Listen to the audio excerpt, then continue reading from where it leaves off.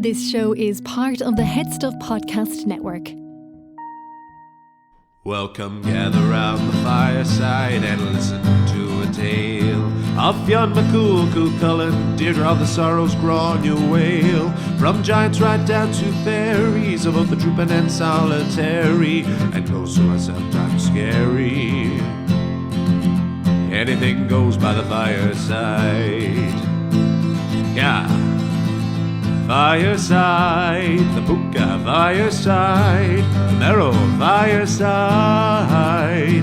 Kings and queens fighting heroes, don't you run from the fun, there's no need to hide. Sit by the fireside.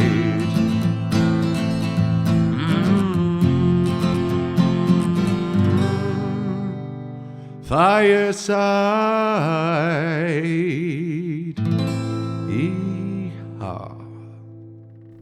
Hello and welcome to Fireside, the Irish storytelling podcast. Each episode of Fireside, we take a story from folklore or mythology.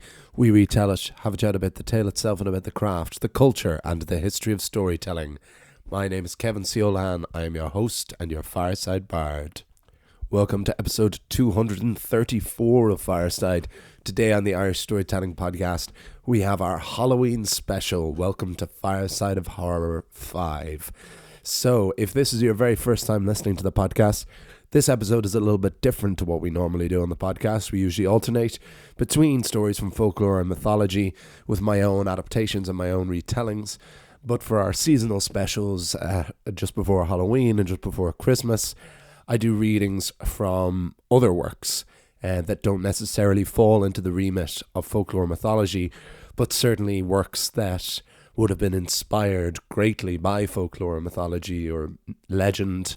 And these are two classic examples of that, two classics of Gothic literature, both from the early Gothic period and the later Gothic period, one of which is our own homegrown story here in Ireland. We will have a tale from Dracula by Bram Stoker, which feels particularly appropriate considering we did an episode on the Overtock, the Celtic vampire, a couple of weeks ago, which has got me back, and that episode has proved very popular since it's been released. So it's nice to have a reading from now the novel that Overtock possibly inspired. And we will also have another reading, which I will get to in a little bit, because if you are a returning listener, thank you so much for your continued support. All of the usual ways you can support the podcast. You can follow me over on Instagram at FiresideBard. You can email me at thefiresideBard@gmail.com. You can buy my book, Garden Sea and Neo-Myth of Home, soon to be celebrating its second anniversary. That is available from paperback from the Headstuff website or in Kindle version at Amazon, but we can ship the paperback all around the world. And the final way you can support the podcast is by joining Headstuff Plus on the brand new Headstuff website. Headstuff Plus is continuing to grow. It can be yours for as little as €5 a month, although you can pay more if you want. And you can gain access to bonus material, not just for Fireside, but for all of the podcasts on the Headstuff Podcast Network. The Headstuff Plus is about to start instigating a free trial offer as well, which I'll announce when it has come out for anyone who wants to sample it.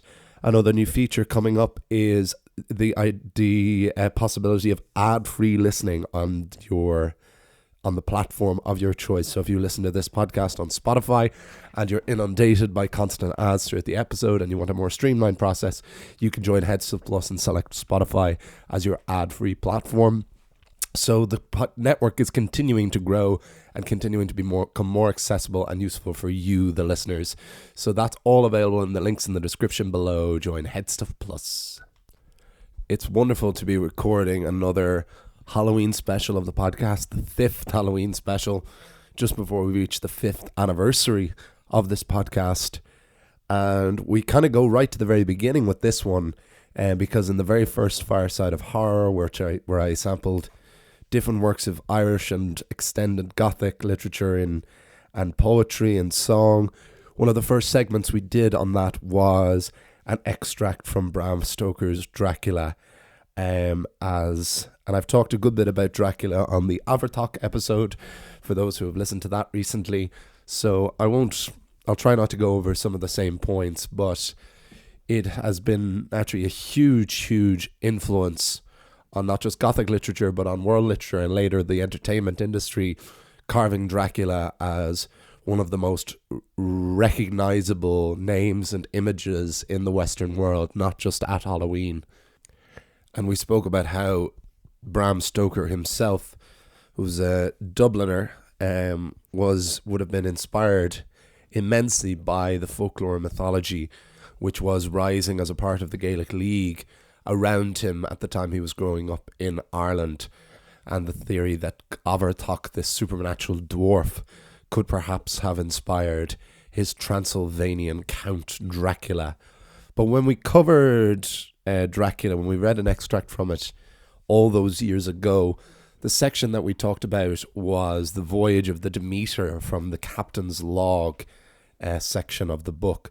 Because the book is written as a series of correspondence or letters, and it is an I can never say that word, an epistolary novel because of that. And the captain's log on the voyage of the Demeter was the most isolated. It was almost like a bottle chapter and of this ship on a voyage on which its crew are slowly picked apart, and the paranoia and the hysteria surrounding the crew as to who or what is making all of its residents disappear. But this time, I wanted to focus more on the novel's protagonist and main antagonist. The protagonist is a solicitor named Jonathan Harker, who's invited over to Transylvania by a mysterious patron named Count Dracula. Harker believes that he's going over to this castle to assist Dracula in purchasing property in London. However, once he gets to the Transylvanian lair, Jonathan Harker realizes that not everything is as it should be. And so here we have a segment from Dracula by Bram Stoker.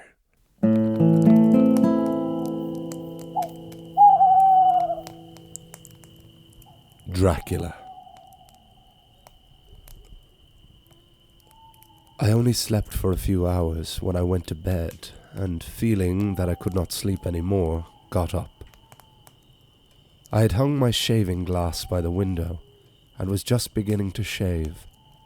Suddenly I felt a hand on my shoulder, and heard the Count's voice saying to me, "Good morning." I started, for it amazed me that I had not seen him, since the reflection of the glass covered the whole room behind me.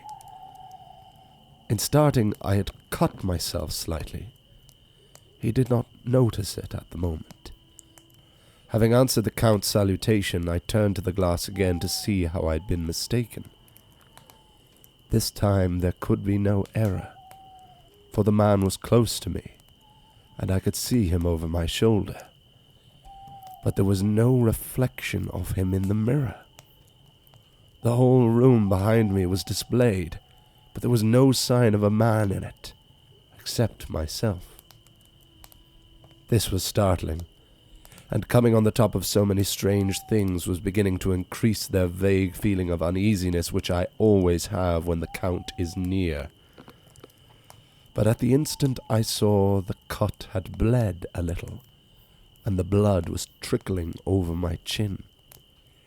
I laid down the razor, turning as I did so half round to look for some sticking plaster. When the Count saw my face, his eyes blazed with a sort of demonic fury, and he suddenly made a grab at my throat. I drew away, and his hand touched the string of beads which held the crucifix. It made an instant change in him, for the fury passed so quickly that I could hardly believe that it was ever there. "Take care," he said. "Take care how you cut yourself. It is more dangerous than you think in this country." Then, seizing the shaving glass, he went on, "And this is the wretched thing that has done the mischief. It is a foul bauble of man's vanity. Away with it!"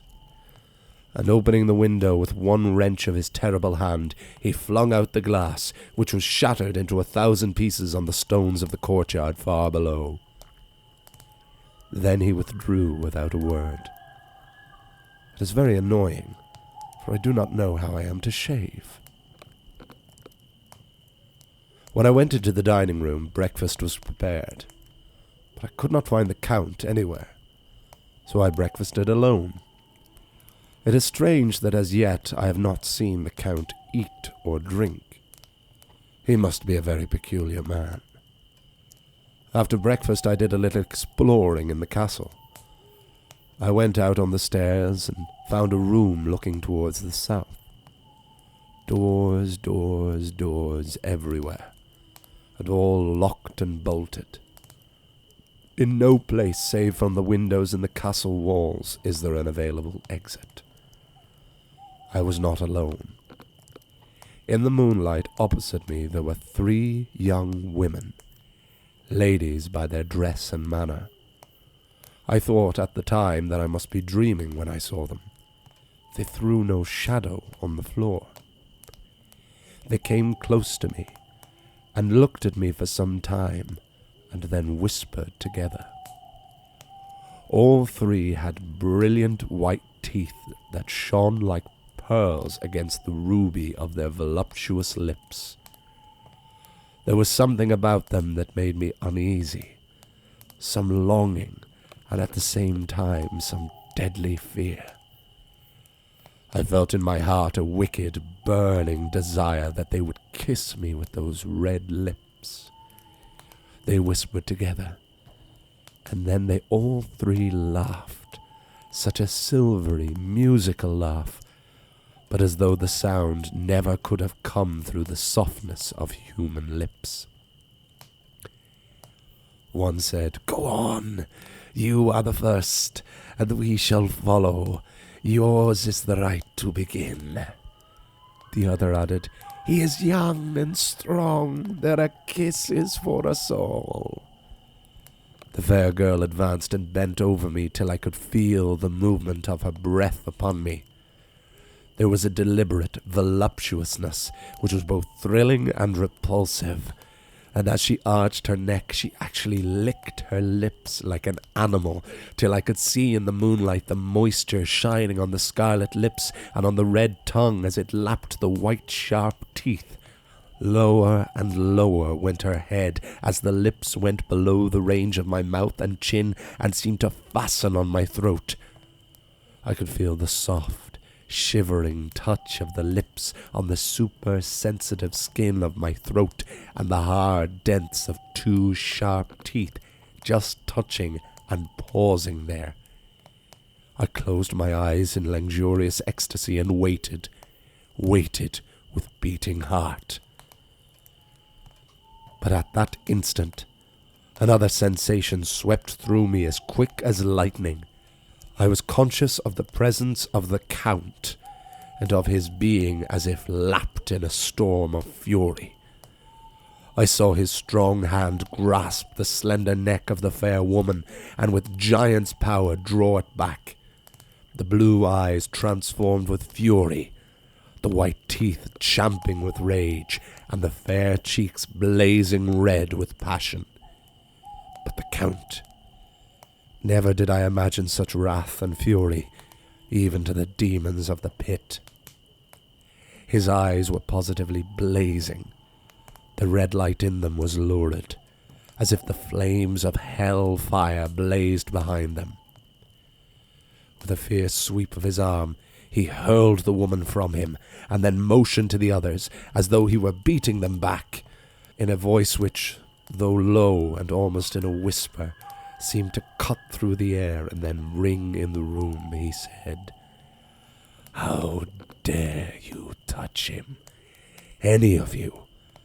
How dare you cast eyes on him when I had forbidden it?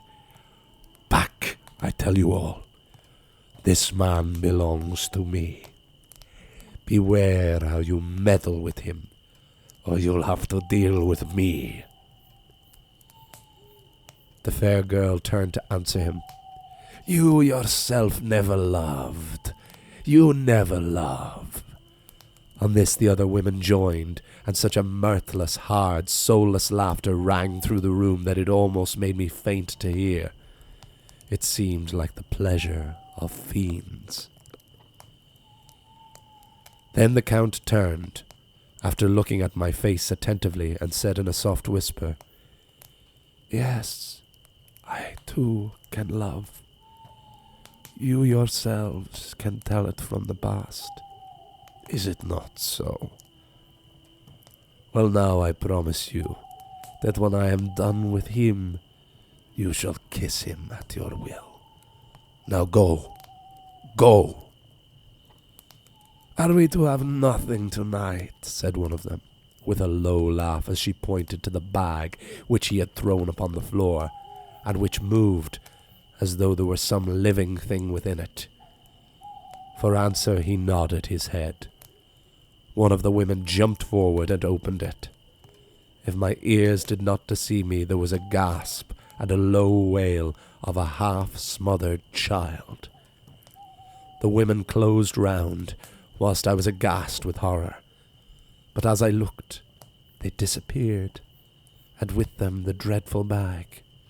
They simply seemed to fade into the rays of the moonlight and pass out through the window, for I could see outside the dim, shadowy forms for a moment before they entirely faded away.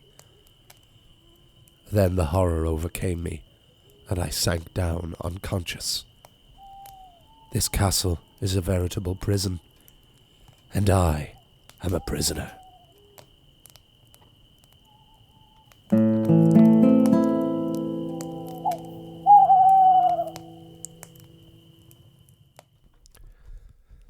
And there we have a wonderful extract from the masterpiece that is Bram Stoker's Dracula. Yes, I got this piece from a series of lectures I did last year in my old school when I was invited back to just to talk to some of the students about the origins of Halloween.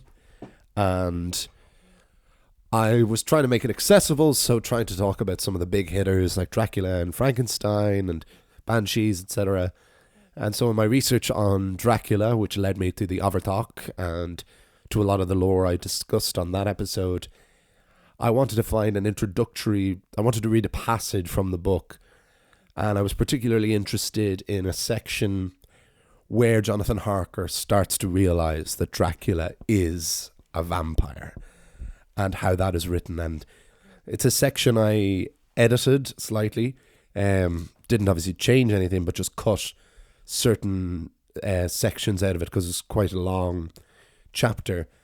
And I wanted to include all these elements. And you see the kind of mystery novel way in which the book is written, and all of the staples that we associate with vampires being born, essentially.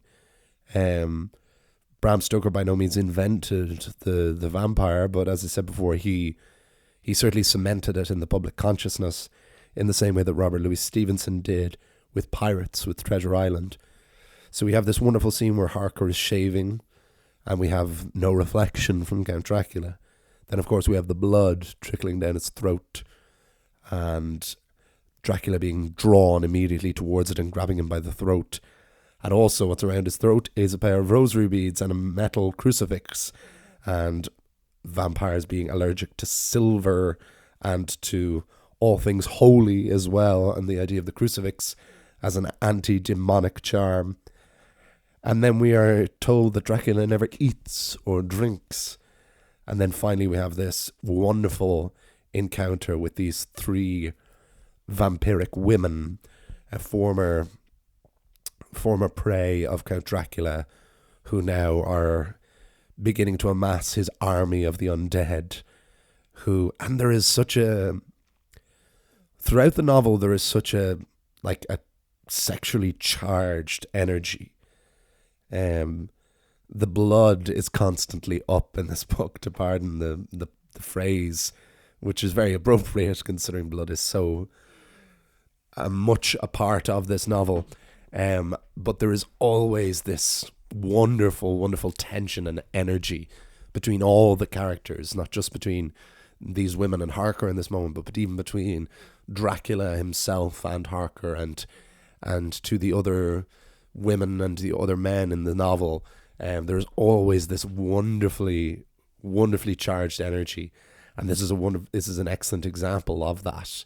When these three women encounter Harker in the darkness and want to, it's the energy that is both seductive and murderous at the same time, and I think that's what makes it so fascinating to read. It's such a great example of late Victorian literature, when there was such an obsession with propriety, but also darkness and death. And we see that on display here. And then, of course, Dracula rescues Harker because he's all his. He's not for his minions to dispose of. And Dracula gives them a bag containing a half-smothered child. So we have an awfully brutal ending to this chapter, and this wonderful final line, which is, "This house is a veritable prison, and I am a prisoner." So yes, it's a great, I think it's out of context, it's a great example of what the book is like for anyone who hasn't got a chance to read Dracula, or just has this image in their head of vampires on Halloween, or some of the many movie adaptations, both good and bad. But the novel still justifies its existence and is still unlike any adaptation by how it is written and by the themes it explores, which are kind of astonishing for its time, and how fresh it still feels. So particularly at this time of year, this is why I do these Firesides of Horrors, to both improve my own writing by getting inside this mindset of these masterpieces of literature, but also to encourage others who may not have come across, because I only read Dracula for the first time, when I started this podcast, so about five years ago, but it is now one that I always revisit and is one of my favorites. So this Halloween season, or it's not even necessarily seasonal, because when Stoker wrote it wasn't intended to be a Halloween book, but I do highly recommend it for anyone looking for a new read of Gothic literature, something spooky and wonderful, or if you've always wanted to read Dracula, now is your opportunity. And with that in mind, so Dracula came out first published in 1897. But 50 years before that, in 1847, the Gothic literature movement was really kicking off. So, Dracula is actually quite a late Gothic novel when you think it's 1897. And, within 20 years after that, you're into, Joyce and Hemingway and Fitzgerald and Faulkner, and literature is about to have a very, very drastic change. So Stoker was kind of a late addition to that, but who was a very early addition, and a great titan of Gothic literature was Charlotte Bronte and her sisters, Anne and Emily. And the Bronte sisters, and particularly Charlotte and Emily, created these masterworks of both the Gothic genre and world literature in general.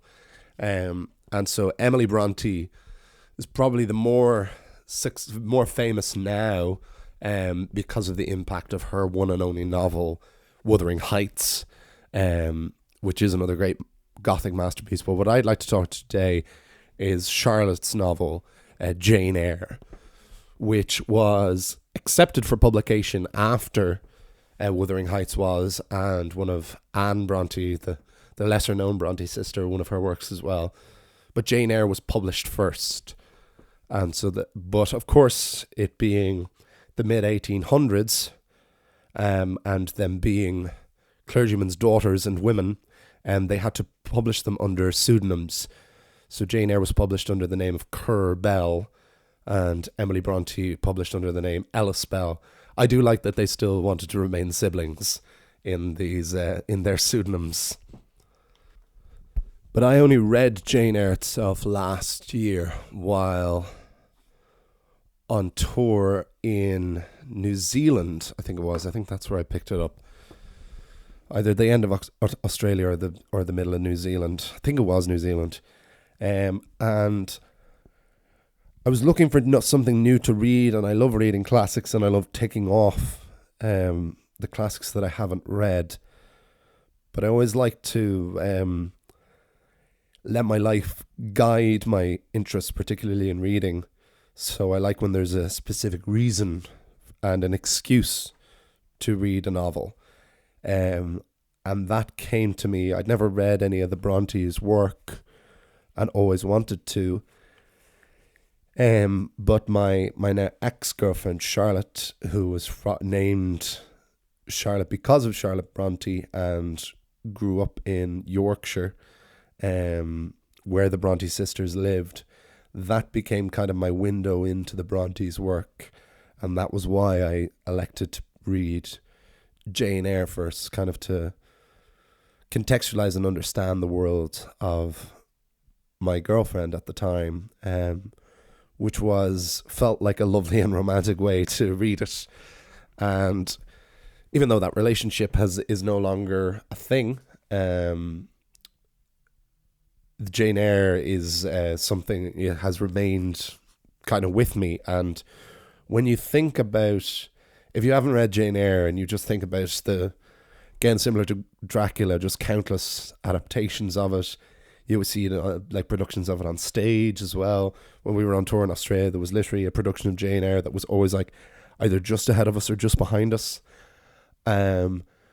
But you wouldn't immediately think Halloween, and you wouldn't immediately think like gothic and horror, and it really is all of those things.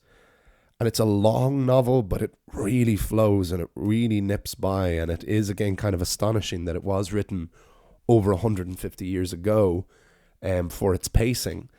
And it is one of the earliest examples of something we take for granted now, which is like a novel of like inner psychology. I think it's Bildungsroman is what it's called in German, which is a novel that traces the journey of a character from their point of view, usually like a coming of age story, but it is entirely Jane's own like psychological development, which is incredible that it was written at the time at all, especially by a woman and about a young woman, and Jane Eyre has such wonderful agency and command and hope and aspirations and drive for her life, that makes her such a compelling hero, and also has this incredibly enigmatic, charismatic, dark and glorious love interest in the character of Mr. Rochester. And so for this segment, which is from early in the novel, which was, when I read it, the part that I thought this could be on a part of Fireside, is when Jane has just become a governess in Thornfield House, presided over by the very mysterious and absent Mr. Rochester.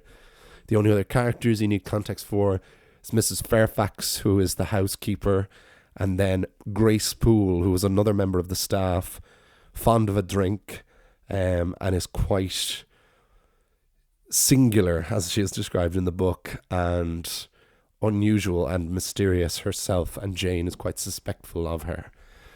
So yeah, we will chat a little bit more afterwards, but this is a segment from Jane Eyre by Charlotte Bronte.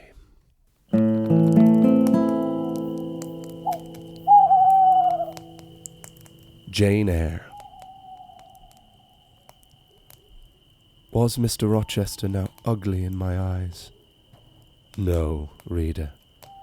Gratitude and many associations, all pleasurable and genial, made his face the object I best liked to see.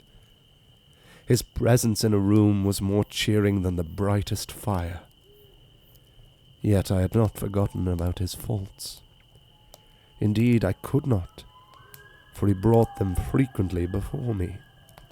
He was proud, sardonic, harsh to inferiority of every description. In my secret soul, I knew that his great kindness to me was balanced by unjust severity to many others. He was moody, too, unaccountably so. I more than once, when sent for to read to him, found him sitting in his library alone, with his head bent on his folded arms, and, when he looked up, a morose, almost a malignant scowl blackened his features. But I believed that his moodiness, his harshness, and his former faults of morality, I say former, for now he seemed corrected of them, had their source in some cruel cross of fate.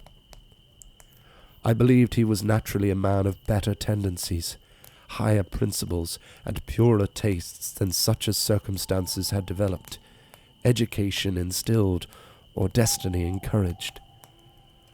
I thought there were excellent materials in him, though for the present they hung together somewhat spoiled and tangled.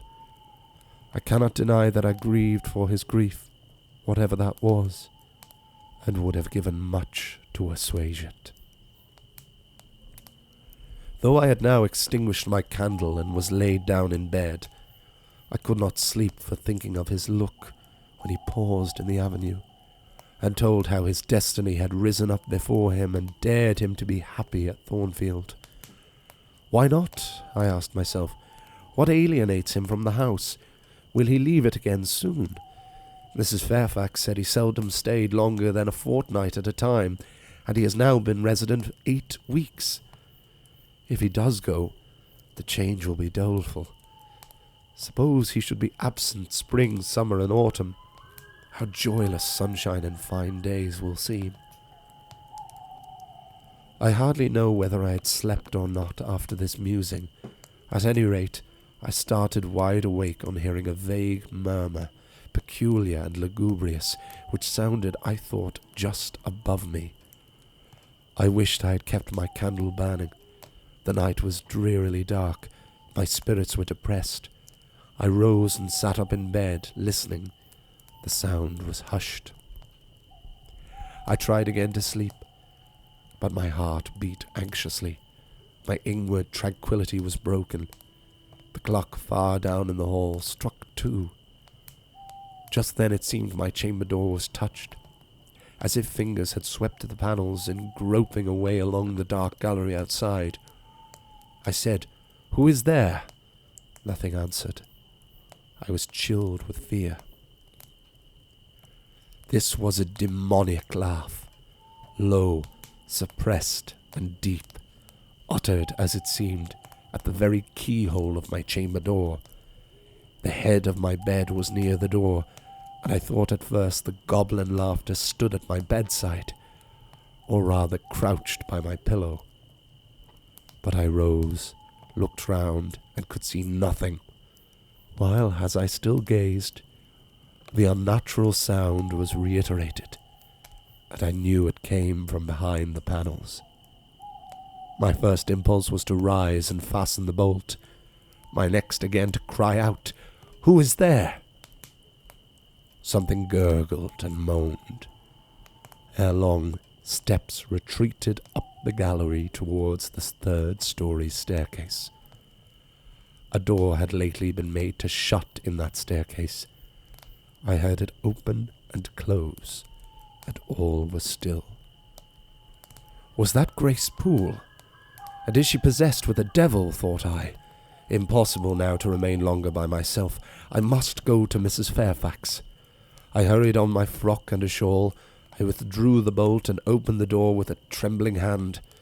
There was a candle burning just outside, and on the matting in the gallery. I was surprised at the circumstance, but still more was I amazed to perceive the air quite dim, as if filled with smoke, and, while looking to the right hand and left, to find whence these blue wreaths issued, I became further aware of a strong smell of burning. Something creaked. It was a door ajar, and that door was Mr. Rochester's, and the smoke rushed in a cloud from thence. I thought no more of Mrs. Fairfax. I thought no more of Grace Poole or the laugh. In an instant I was inside the chamber. Tongues of flame darted round the bed. The curtains were on fire. In the midst of the blaze and vapour, Mr. Rochester lay stretched motionless in deep sleep. "Wake! "Wake!" I cried. I shook him, but he only murmured and turned. The smoke had stupefied him. Not a moment could be lost. The very sheets were kindling. I rushed to his basin and ewer. Fortunately, one was wide and the other deep, and both were filled with water. I heaved them up, deluged the bed and its occupant, flew back to my own room, brought my own water jug, baptized the couch afresh, and by God's aid succeeded in extinguishing the flames which were devouring it. The hiss of the quenched element, the breakage of a pitcher which I flung from my hand which I had emptied it, and, above all, the splash of the shower bath I had liberally bestowed, roused Mr. Rochester at last. Though it was now dark, I knew he was awake, because I heard him fulminating strange anathemas of finding himself lying in a pool of water. "Is there a flood?" he cried. "No, sir," I answered, "but there has been a fire. Get up, do. You are quenched now. I will fetch you a candle." "In the name of all the elves in Christendom, is that Jane Eyre?" he demanded. "What have you done with me, witch? Sorceress? Who is in the room besides you? Have you plotted to drown me?" "I will fetch you a candle, sir, and in heaven's name get up. Somebody has plotted something. You cannot too soon find out who and what it is." "There, I am up now. But at your peril, you fetch a candle yet. Wait 2 minutes till I get into some dry garments, if any dry there be. Yes, here is my dressing gown. Now run." I did run. I brought the candle, which still remained in the gallery. He took it from my hand, held it up, and surveyed the bed, all blackened and scorched, the sheets drenched, the carpet round, swimming in water. "What is it, and who did it?" he asked. I briefly related to him what had transpired, the strange laugh I had heard in the gallery, the step ascending to the 3rd story, the smoke, the smell of fire which had conducted me to his room, in what state I had found the matters there, and how I had deluged him with all the water I could lay my hands on. He listened very gravely. His face, as I went on, expressed more concern than astonishment. He did not immediately speak when I had concluded. "Shall I call Mrs. Fairfax?" I asked. "Mrs. Fairfax? No. What the deuce will you call her for? What can she do?" "Let her sleep unmolested." "Then I will fetch Leah, and wake John and his wife." "Not at all. Just be still. You have a shawl on. If you're not warm enough, you may take my cloak yonder, wrap it about you, and sit down in the armchair there. I will put it on. Now place your feet on the stool, to keep them out of the wet. I'm going to leave you for a few minutes. I shall take the candle. Remember where you are till I return. Be still as a mouse. I must pay a visit to the 2nd story. Don't move, remember, or call anyone." He went. I watched the light withdraw. He passed up the gallery very softly, and closed the staircase door with as little noise as possible, shut it after him, and the last ray vanished. I was left in total darkness. I listened for some noise, but heard nothing. A very long time elapsed. I grew weary. It was cold in spite of the cloak, and then I did not see the use of staying, as I was not to rouse the house. I was on the point of risking Mr. Rochester's displeasure by disobeying his orders when the light once more gleamed dimly on the gallery wall, and I heard his unshod feet tread the matting. I hope it is he, thought I, and not something worse. He re-entered, pale and very gloomy. "I have found it all out," said he, setting his candle down on the washstand. "It is as I thought." "How, sir?" He made no reply, but stood with his arms folded, looking on the ground. At the end of a few minutes he inquired, in rather a peculiar tone, "I forget whether you said you saw anything when you opened your chamber door." "No, sir, only the candlestick on the ground." "But you heard an odd laugh. You've heard that laugh before, I should think, or something like it?" "Yes, sir." There is a woman who sews here, called Grace Poole. She laughs in that way. She is a singular person." "Just so. Grace Poole. You have guessed it. She is, as you say, singular. Very. Well, I shall reflect on the subject. Meantime, I am glad that you are the only person besides myself acquainted with the precise details of tonight's incident. You are no talking fool. Say nothing about it. I will account for this state of affairs. And now, return to your room. I shall do very well on the sofa in the library for the rest of the night. It is near 4. In 2 hours the servants will be up." "Good night then, sir," said I, departing. He seemed surprised, very inconsistently so, as he had just told me to go. "What?" he exclaimed. "Are you quitting me already, in that way?" "You said I might go, sir." "But not without taking leave, not without a word or two of acknowledgment and goodwill, not, in short, in that brief, dry fashion. Why, you have saved my life, snatched me from a horrible and excruciating death, and you walk past me as if we were mutual strangers. At least shake hands." He held out his hand. I gave him mine. He took it first in one, then in both of his own. "You have saved my life. I have a pleasure in owing you so immense a debt. I cannot say more. Nothing else that has being would have been tolerable to me in the character of creditor for such an obligation. But you, it is different. I feel your benefits no burden, Jane." He paused, gazed at me. Words almost visible trembled on his lips, but his voice was checked. "Good night again, sir. There is no debt, benefit, burden, obligation in the case." "I knew," he continued, "you would do me good in some way, at some time. I saw it in your eyes when I first beheld you. Their expression and smile did not strike delight to my very inmost heart so for nothing. People talk of natural sympathies. I have heard of good genii. There are grains of truth in the wildest fable. My cherished preserver, good night." Strange energy was now in his voice, strange fire in his look. "I'm glad I happened to be awake," I said, and then I was going. "What? You will go?" "I'm cold, sir." "Cold? Yes, and standing in a pool. Go then, Jane, go." But he still retained my hand, and I could not free it. I bethought myself of an expedient. "I think I hear Mrs. Fairfax move, sir," said I. "Well, leave me." He relaxed his fingers, and I was gone. I regained my couch, but never thought of sleep. Till morning dawned, I was tossed on a buoyant but unquiet sea, where billows of trouble rolled under surges of joy.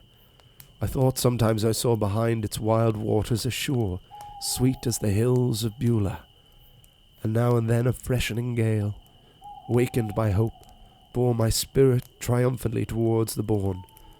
But I could not reach it, even in fancy. A counteracting breeze blew it off land, and continually drove me back. Sense would resist delirium. Judgment would warn passion. Too feverish to rest, I rose as soon as the day dawned.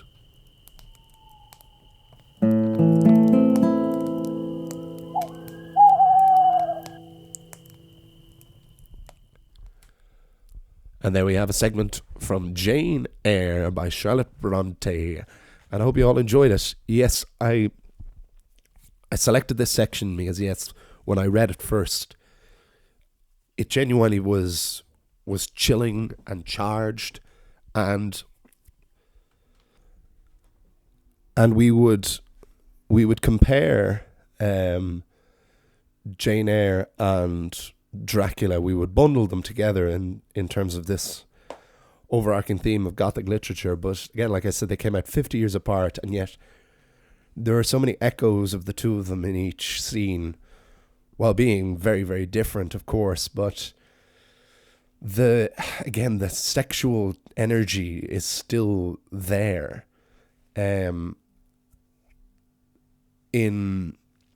between Jane and Mr. Rochester, and the horror is still there by this mysterious fire, which I will not spoil the cause of. Consider that extra encouragement to read the novel if you have not already. But anyone who has read the book will know it's good. It's a good twist in it, and opens a whole new world of intrigue and fascination into the book when it does. But for Mr. Rochester himself, Mr. Rochester is one of these classic Byronic heroes, as they were called, in that he's changeable and mercurial and grumpy and charismatic and handsome and brutal and kind of everything. And why he works so well in Jane Eyre is because the book is entirely from her own thought process, and as she tries to wrangle with this attraction to this very troubled man. And that's what I think that's glorious, that introductory passage to him, because that has just followed his first kindness to her since she arrived. But she's also saying, yes, he was, like, I love to see him and I'm happy when I see him, but he's awful, he's grumpy, and if he's nice to me, he's definitely being horrible to someone else. And that is what we do in our own heads. We try and rationalize and weigh up our attractions to people, and even in our friendships, we try and justify behavior and say, oh no, they're actually all right, or no, they're not. That's a deal breaker and all. It's amazing to see that written in such a contemporary way, like in its very heightened Victorian language, of course, but still the flow of it.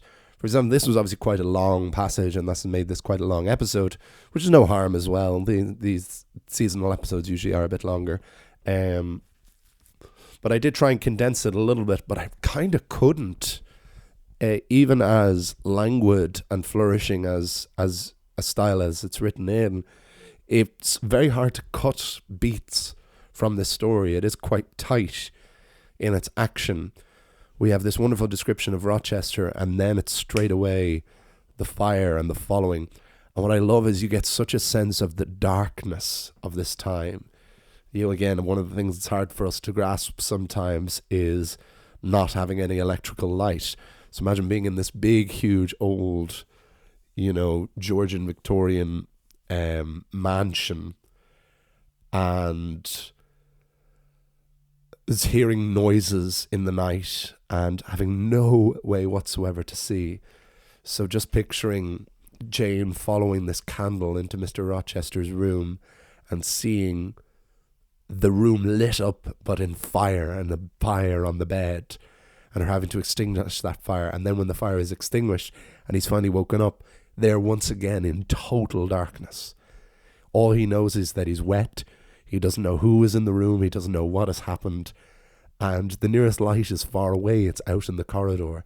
And I love how Charlotte Bronte plays around with that sense of light and darkness, because the darkness is where our anxieties and our uncertainties live. And such is where the realm of folklore begins, and the things that go bump in the night. And that just made it, to me, a wonderful, wonderful segment. So again, highly recommend. Seems stupid to highly recommend a masterpiece of world literature, but I also know sometimes classics can be a bit stuffy, and when you read a book that's supposed to be amazing, there's a certain pressure to read it, because you feel if you don't like it that you're wrong, or you feel like you're not clever enough sometimes to read it. But Jane Eyre I genuinely found to be really accessible and really fun, and a really delicious book to read. So again, for this time of year, you wouldn't necessarily think of Charlotte Bronte when you think of Halloween, but I think you should. It's a wonderful Gothic world to spend some time in. So with that, I will wrap things up, but I hope you enjoyed the 5th Fireside of Horror, a little bit different to previous ones. We usually have a bit more like poetry and songs and all, but I loved these 2 segments so much, and they were quite lengthy, so I thought it'd be better to do just this duology of pieces of early and late Gothic literature. So let me know your thoughts. Let me know of your experiences with Dracula or Jane Eyre, if you have had some. That comes to an end of this is my 11th episode now, released in the last 2-3 weeks, which is great to be nearly back on track to reach 250 episodes by the end of the year. From now until the end of the year, we have a new plan. So I thought of this recently.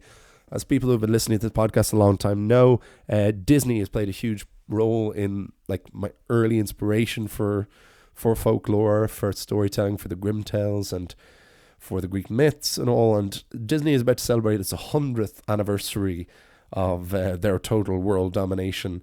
But I thought I would explore some of the other folk tales. We've actually covered a few of like Irish versions of tales that would later inspire Disney tales.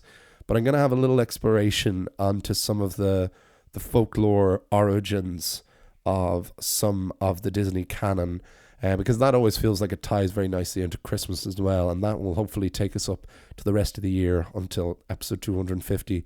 So if you have any requests, if there's any Disney movies that you think have like a folklorific or mythological origin, and you would like me to do a retelling of that tale, please do let me know. I will always take your considerations into account. Follow me over on Instagram at FiresideBard. Email me at thefiresidebard@gmail.com. Buy my book, Garden Sea and Neo Myth of Home. Support the podcast at headstuffpodcasts.com and join Headstuff Plus. I'll see you all. You'll hear me all next time. Remember, wherever you are and wherever you go, you can always join me by the fireside. This show is part of the Headstuff Podcast Network, a hub for the creative and the curious. Shows are produced in association with Headstuff and the Podcast Studios Dublin. Find out more or become a member at headstuffpodcasts.com.